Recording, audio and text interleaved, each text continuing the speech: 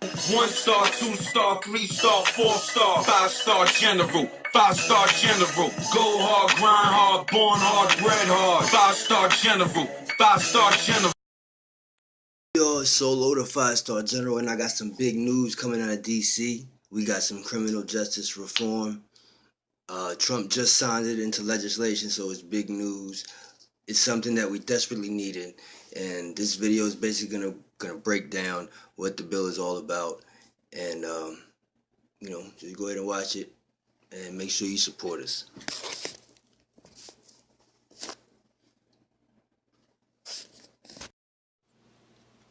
So, Congress approved a sweeping bipartisan criminal justice reform bill on Thursday, and Trump signed it into legislation yesterday. So, the bill was actually advocated by Jared Kushner, Trump's son-in-law and senior advisor. And Jared Kushner is not somebody who we expected to ride for criminal justice reform, but he did, and he made it happen. So, I tip my hat to him, as well as President Trump. I give credit where credit's due, and we desperately needed this overhaul, and hopefully it is just the first step. So, like I mentioned, it's called the first step, and I really hope that that's what it is, because although I applaud Trump's efforts and any progress is good, the majority of our problems arise from overcrowded state systems, a problem that I got to witness firsthand for over 12 years, myself and 2.2 million other Americans. For every 100,000 people living in the U.S., about 655 of them are incarcerated. I'm hoping these statistics are beginning to be as alarming to lawmakers as they are to the everyday Joe that lives it. Although in this administration, people are seeing the inside of prison cells more and more often. But I digress. This overcrowding stems from the harsh and racially biased drug laws enacted during the so-called war on drugs. The lack of any programs aimed at changing people's way of thinking just perpetuated the cycles of criminality, because when people are released, they have even less options than they did before they went to prison. So they just end up back in prison because they end up doing the same things that brought them to prison in the first place, selling drugs, robbing people, or whatever their street vocation was. Shit, I know, I've been there. The only thing that made the difference in my case was the fact that I was dedicated to providing for my family the right way. And that's really what it boils down to. I don't believe the government or the state should be responsible for your rehabilitation. You are. What they should be responsible for is handing out sentences that fit the crime. Should I have gotten 20 years for robbing a drug dealer? Probably not. But I did it. I was guilty as a motherfucker. It's the people that get the sentences that are way too harsh for the crime that really affect. Now, these racially biased laws are the main reason we're dealing with the overcrowding today. The disparity between crack versus powder cocaine saw people with just 5 grams of crack, a predominantly black and Hispanic drug of the inner cities, getting 5 mandatory, versus people with 500 grams of powder getting the same 5 years. Now, that doesn't sound conspiratorial to you? It sounds like bullshit to me. Then there's issues like Meek Mill went through. As of December 31st, 2016, the most recent data available, there were approximately 4.5 million people on parole or probation in the U.S. And now this has grown out of control. See, what happens is the police officers think they're real detectives, and they're really gung-ho about their job. Now, this isn't all POs, but it really is the majority. I ended up being lucky because my most recent PO was a really, fair guy, and he worked with me instead of trying to hinder me. So then they end up with caseloads that are incredibly overloaded. So what do then? They send people back. And this can be from the slightest infraction. I mean, I once had a friend who was sent back to prison for not telling his PO that he changed his job. Why did he not tell him? Because his officer was on vacation. So he changed his job anyway because he was going to make more money. But since he changed his job and didn't tell anybody, he was sent back to prison. Do you see the bullshit? So it's for the slightest infraction to picking up a new charge you can be sent back for. Now, in Philadelphia, you can be sent back for being shot. So if you're in Philadelphia and you're a victim of a crime, you're walking down the street and you get shot and you're on parole, you'll go back to prison. Now that never made any sense to me how the victim of a crime can be sent back to prison, but they try to say that if you were shot, you were in the wrong, you were somewhere where you weren't supposed to be. But to me, that never made any sense either, because a lot of people live in neighborhoods where this shit is common. People are shooting each other every day. So if you catch a stray, why should you be responsible for going back to prison? You don't know how many people I've seen coming back to prison with casts on their legs and their arms in slings, and like, damn, what happened? I got shot. That's it? Yeah. It doesn't make no fucking sense. So, and these technical violations, as they're called, the ones that they pick that is not a new charge, um, it's dirty urines, it's changing your address without telling your PO, it's leaving the jurisdiction, things like that.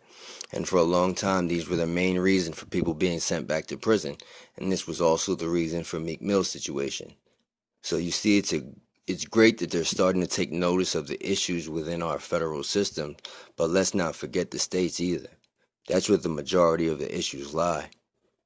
There's so much that goes into that as well, like the fact that a lot of these little towns where they usually build the prisons themselves end up being so dependent on the prisons to strengthen their own economies. I swear everybody was related in these places, but I met some good people. And when the prison that I was in shut down, I saw what it could do. So that's something that they have to figure out as well, to not have to depend so heavily on the prison industry. So in a nutshell, what I really wanted to do was just explain a little bit, explain the bill itself and what it does for the average person, because a lot of times they use this jargon and these terms that the average person doesn't understand. So, there's a lot of people that this is going to affect in the future. So what I just wanted to break it down a little bit. The First Step Act will work to ease very punitive prison sentences at the federal level. The bill will allow thousands of people to earn an earlier release and could cut many more prison sentences in the future. Now, I got this information from Vox, the Vox website by German Lopez. The major provisions of the First Step Act. The bill will make retroactive the reforms enacted by the Fair Sentencing Act of 2010, which reduced disparity between crack and powder cocaine sentences at the federal level. This could affect nearly 1,600 federal inmates, according to the Marshall Project. Now, like I spoke of earlier, the disparity between the crack and powder cocaine was a major reason for a lot of these heavy sentences that were being handed down in the 90s and the early 2000s. So this is major because what it does is take the Fair Sentencing Act of 2010, which was dope, but it didn't affect those people that were already sentenced at the time that it passed.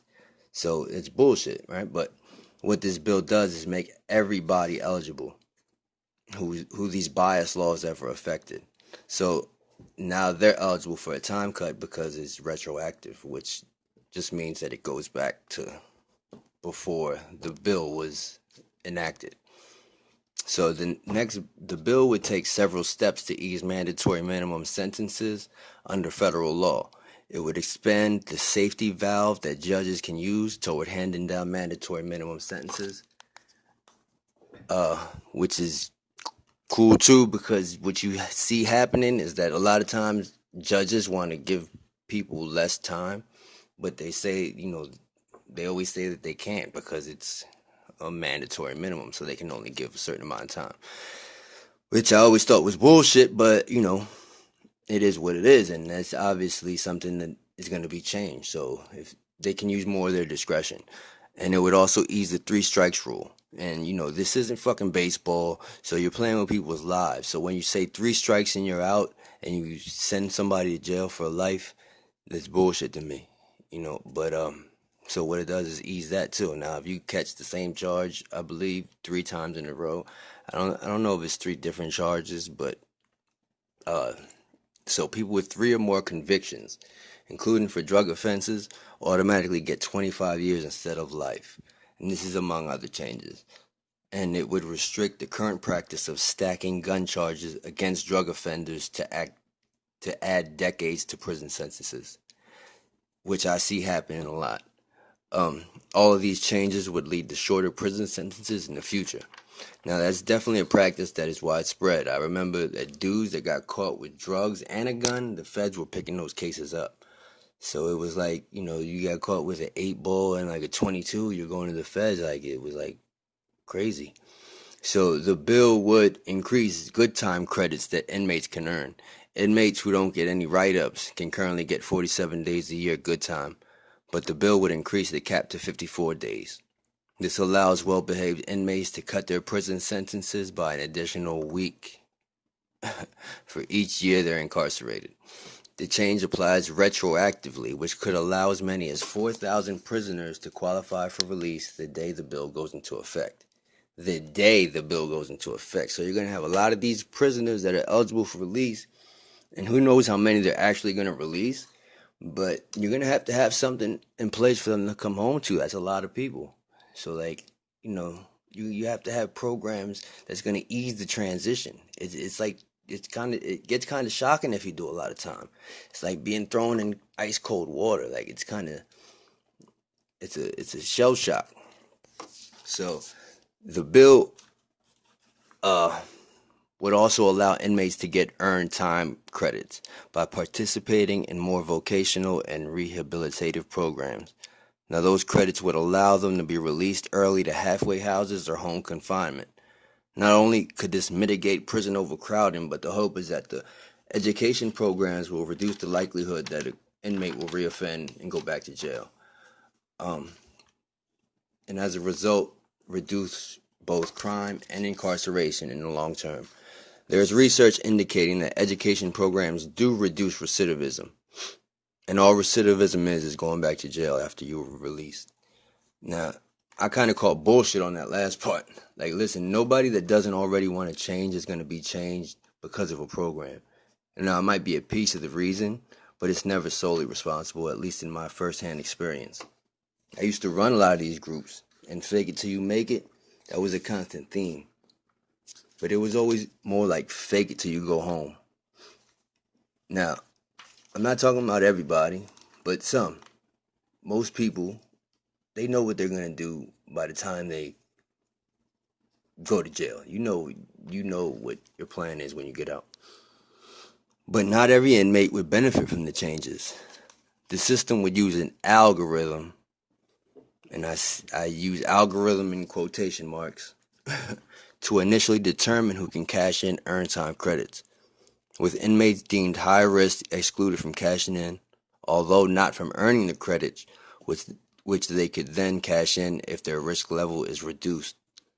But the algorithms themselves can perpetuate racial and class disparities that are already deeply embedded in the criminal justice system.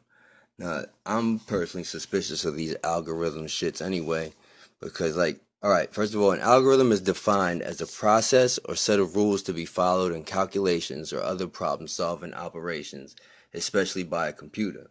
Now, these algorithms require data in order to compute. Now, who knows what data they're using to come up with their solutions or whatever you call them. There's a term called garbage in, it's garbage out. So whatever data they're using, that needs to be shown. That's where I get back to the transparency thing. Like, it has to be shown what data they're using in order to come up with these calculations. Because, who knows? Like, first of all, you could be fucking lying. We don't know what's going on. That's all the government is known for anyway, lying and shit. But that's basically what the bill does. And like I said, man, like, I take my hat off to the administration, the Trump administration on this one. It was something that was desperately needed, and hopefully it is just the first step to many more reformations within the criminal justice system itself. But thank you for listening. Thank you for watching. Make sure to subscribe, like, leave a comment. We're trying to build this channel, so we appreciate any support that we can get. Also, visit us at 5stargenerals.myshopify.com for dope tees, hoodies, sweatpants, sweatshirts, sweatsuits, all that good shit. And I'll holler at you soon. Peace and blessings to all. One.